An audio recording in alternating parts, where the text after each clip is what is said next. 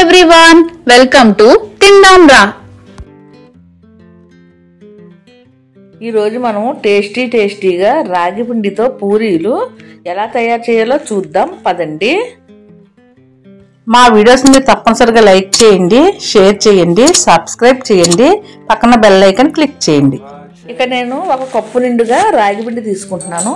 మనం ఏ కప్పుతో అయితే రాగి పిండి తీసుకున్నామో అదే కప్పుతో కప్పు నిండుగా గోధుమ పిండి తీసుకోవాలి. మొత్తం రాగి పిండితో చేసుకుంటే కనుక పూరీలు సరిగ్గా రావండి, విడిపోయినట్టుగా వస్తాయి. అందుకు కొంచెం గోధుమ పిండి కూడా వేసుకోవాలి. టేస్ట్ తగ్గట్టుగా సాల్ట్ వేసుకోవాలి. ఒక స్పూన్ నిండుగా నూనె వేసుకోవాలి. ఉప్పు నూనె పిండికి బాగా కలిసేలా కలుపుకోవాలి. కొంచెం వాటర్ పోసుకుని మన పూరీకి పిండి ఎలా కలుపుకుంటామో అలా సాఫ్ట్గా కలుపుకుని పక్కన పెట్టుకోవాలి. మీకు నచ్చిన సైజులో చిన్న ఉండలుగా అన్నీ చేసి పక్కన పెట్టుకోవాలి. ఈ రాగి పిండితో పూరీలు చాలా టేస్టీగా ఉంటాయి. రాగి పిండి హెల్త్కి కూడా చాలా మంచిదండి. మన ఆయిల్ కట్ చేసుకున్న కవర్ ఉంటుంది కదా, ఆ కవర్ పూరీ నొక్కుని దానిపైన పెట్టుకుని ఈ రాగి పిండితో చేసిన ఉండబెట్టి నొక్కుంటే కనుక ఇలా పూరీలు రెడీ అవుతాయండి.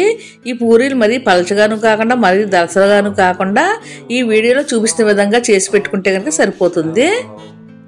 ఈ విధంగా అయినా చేసి పెట్టుకోవచ్చు. పీట పైన కొంచెం పిండి జిమ్ముకుని ఒక ముద్ద పెట్టుకుని చిన్న పూరీలు కానీ కూడా చేసుకోవచ్చు.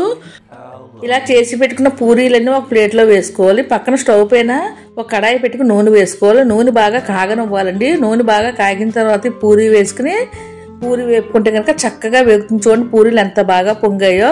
మనం నార్మల్గా చేసుకుంటాం కదా గోధుమ పిండితో పూరీలు, అలాగే పొంగుతాయి. చాలా టేస్టీగా కూడా ఉంటాయండి. పిల్లలు కూడా చాలా ఇష్టంగా తింటారు. రాగి పిండికి ఏదో విధంగా పిల్లలకు పెట్టాలండి. ఈ రాగి పిండితో చేసిన పూరీలు అయితే చాలా రుచిగా ఉంటాయి. మీకు నచ్చిన కర్రీస్తో కానీ చట్నీస్తో కానీ తినవచ్చు.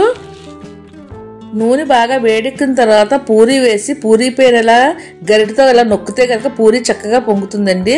చాలామంది అయితే మేము చేసుకున్న పూరీలు పొంగవు అంటారు, కానీ ఈ విధంగా చేయండి చక్కగా పొంగుతాయి. ఇలా మీకు ఎన్ని పూరీలు కావాలో అన్ని పూరీలు కూడా వేయించి తీసి పక్కన పెట్టుకోవాలి. మీకు నచ్చిన కర్రీతో సర్వ్ చేసుకోవచ్చండి. అంతేనండి, రాగి పిండితో చేసిన పూరీలు రెడీ అయిపోయాయి.